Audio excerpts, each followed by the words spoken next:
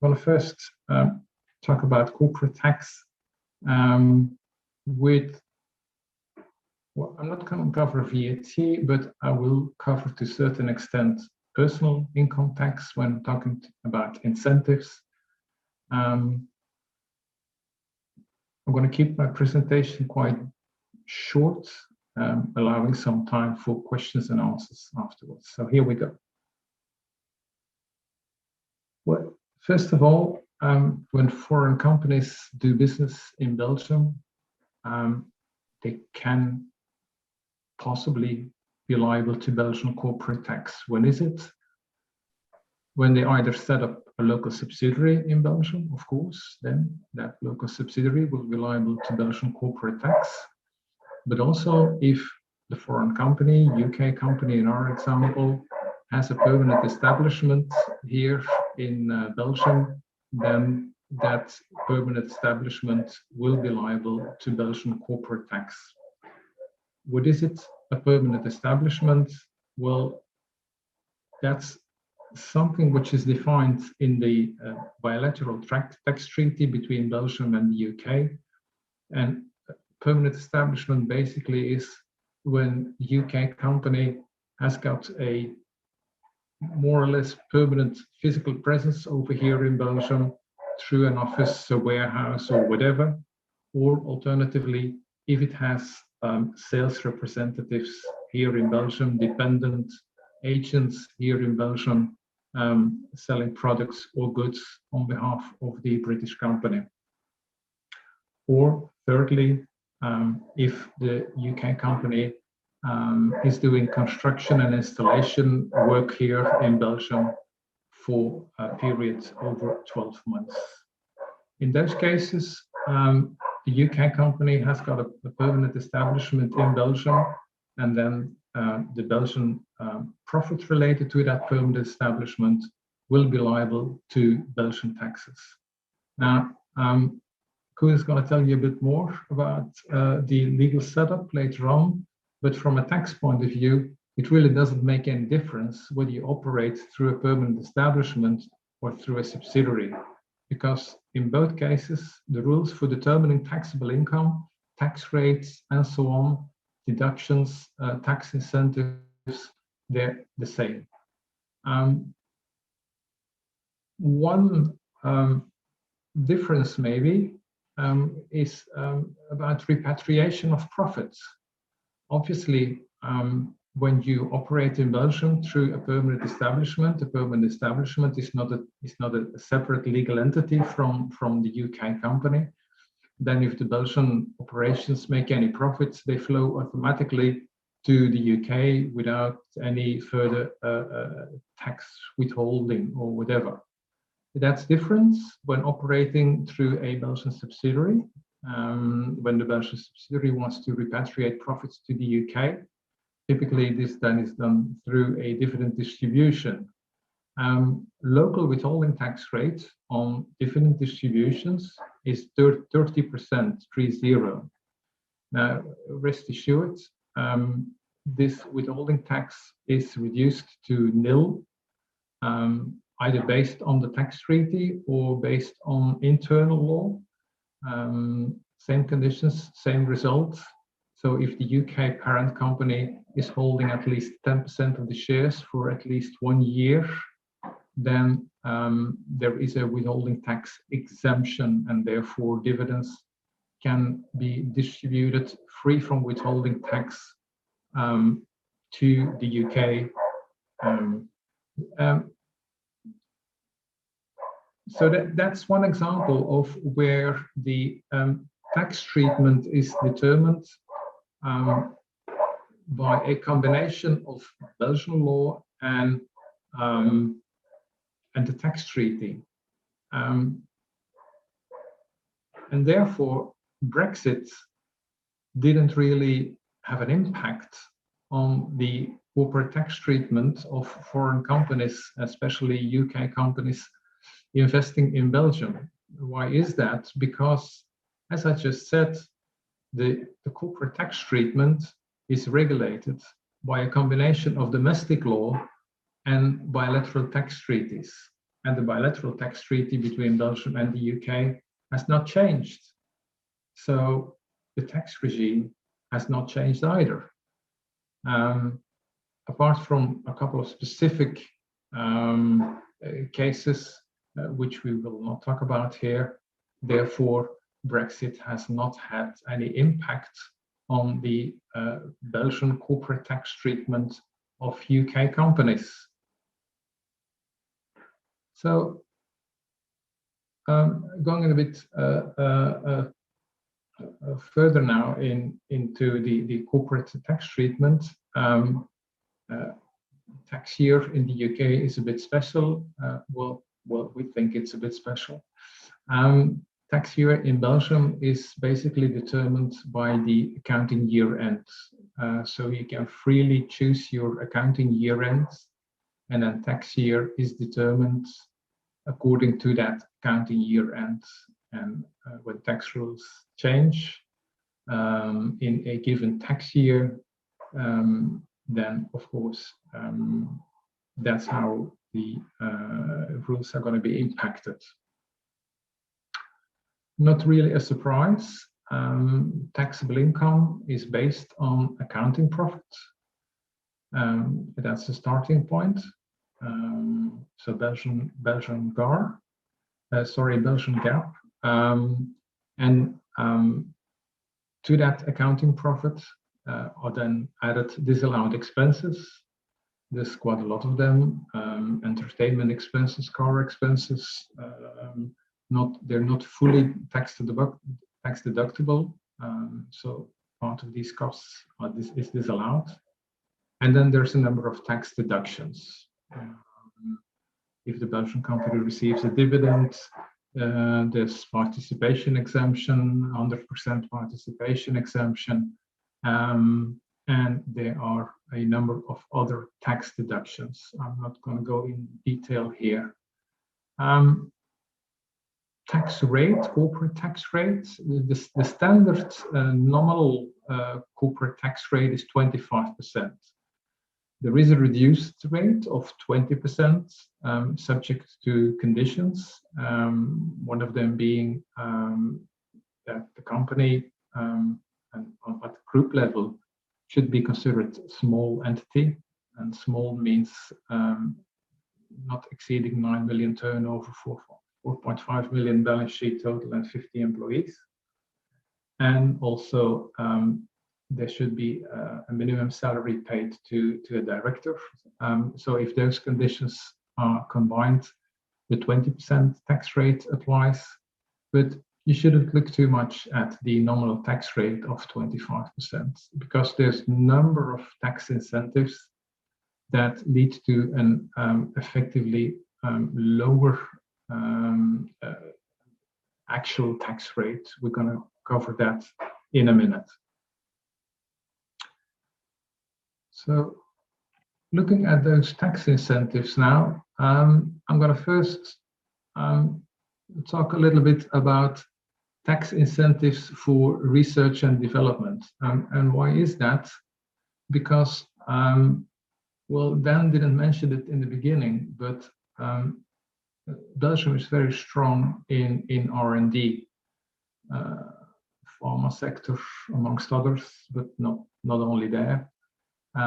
We have universities that do perform very well. We have knowledge centers like IMEC and others that perform high-end R&D. And Belgian authorities have also recognized the importance of that and have therefore introduced a number of tax incentives related to R&D. First, and I think by far the most important tax incentive here is the innovation income deduction, which enables companies to exclude up to 85% of their net innovation income from their taxable base. Therefore, assuming that their total taxable income would consist of net innovation income, therefore resulting in an effective tax rate of 3.75% on innovation income. There's a number of conditions here. I won't go into detail, but the definition of R&D is quite broad.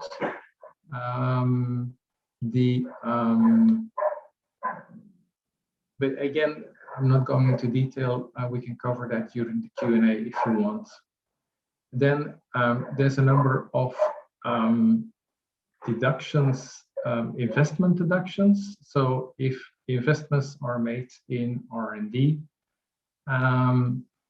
then there is, first of all, an investment deduction of 25% of the investment cost for small companies, irrespective of the type of investment.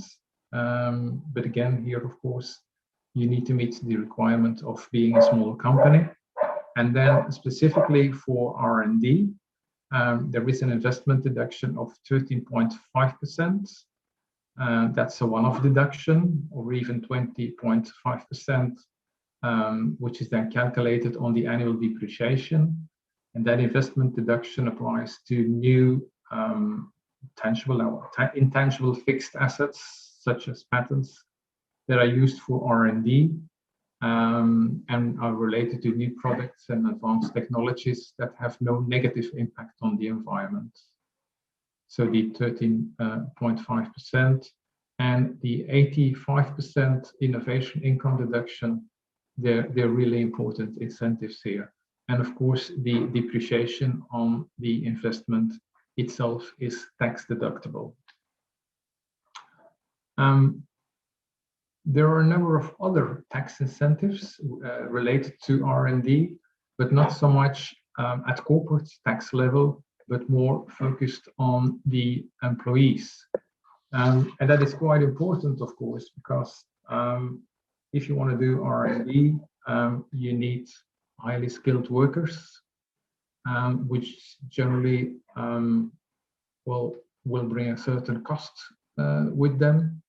And to reduce the effective cost for companies that are employing R&D specialists, Belgium has introduced a number of employment-related incentives, and many of them relate to R&D activities.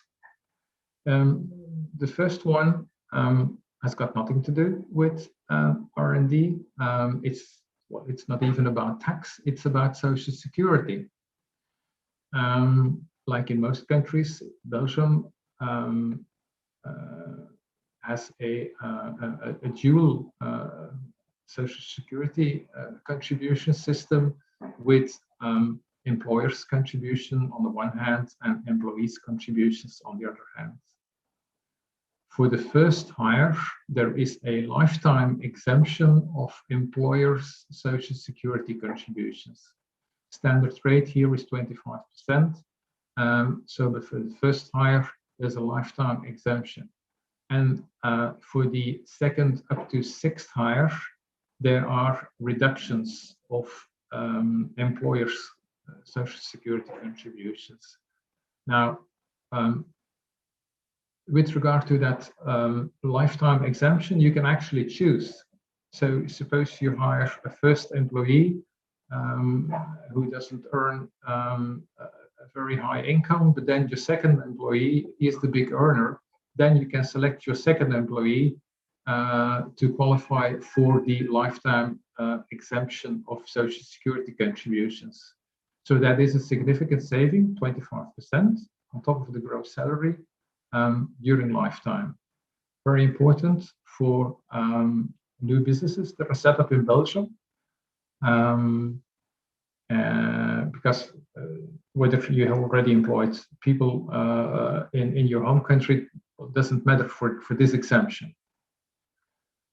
Then the following incentives, they do relate to R&D. The first one is a wage tax exemption of 80% for qualifying researchers.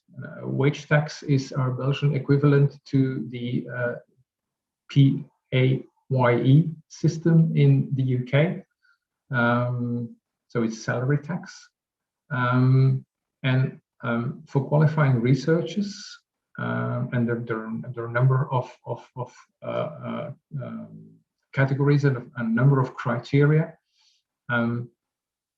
So there's an 80% exemption. What does that mean? The company withholds wage tax as usual. So therefore, the net salary of the researchers, the researcher is not impacted.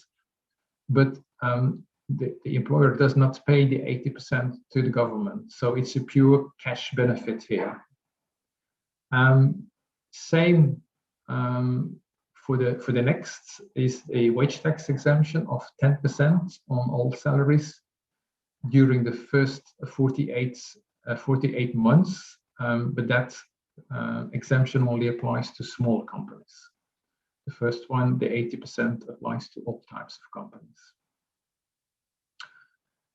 Then there's another wage tax exemption of 25% for new hires if investments are made in so-called support zones. These are zones that have been identified in Belgium, in different areas in Belgium, and actually, when you look at the map, that covers quite a lot of zones in Belgium. So there's a 25% exemption. A bit specific here is the 25% or up to 25% wage tax exemption for night and shift work, may be important, for instance, in the logistics center. And then finally, another incentive, which is not related again to wage tax, is the expatriate tax regime, which could be of interest, particularly for headquarters or regional headquarters. There's two main benefits here. Part of the salary package of employees is considered as tax-free allowances. And then there's the foreign travel exclusion, which means that the employees that qualify for the expat tax regime, they're actually considered as non-residents, and therefore their salary related to work performed outside Belgium will not be liable to Belgian tax. So these are a list of employment-related incentives that could be very significant, especially if you combine them with the corporate tax incentives. Finally, I would like to say a few words about a couple of other important features in corporate tax. Since a few years now, we have introduced the tax consolidation system, which is like a tax grouping system, which allows to compensate tax losses and profits of Belgian group entities. There's a few conditions there, but this is quite new for Belgium, whereas most other European countries had a similar system for quite a while. There's a notional interest deduction. Its importance has become much less since the rules changed a couple of years ago, but still there's a small incentive here especially for small companies to get a tax deduction on their increased equity. And then last but not least, we have a very effective ruling practice, which means especially those companies that are risk averse, they can seek reassurance through the ruling practice. And how does it work? Just in a few words. Basically, in the first step, a company can ask the ruling commission's opinion on a specific set of facts. You can even do that on a no-name basis. I would not recommend it, but you can. And in that first step, you're going to get feedback from the ruling commission. They're going to give their opinion, and then you can decide whether or not to effectively request for a ruling, a formal ruling then. And because it means that if in the first instance you've had too much pushback, you can then decide not to file for a formal ruling request. If you didn't have too much pushback, with just a few comments, you can amend your ruling request and then file the filing ruling request, and that gives you assurance typically for 5 years.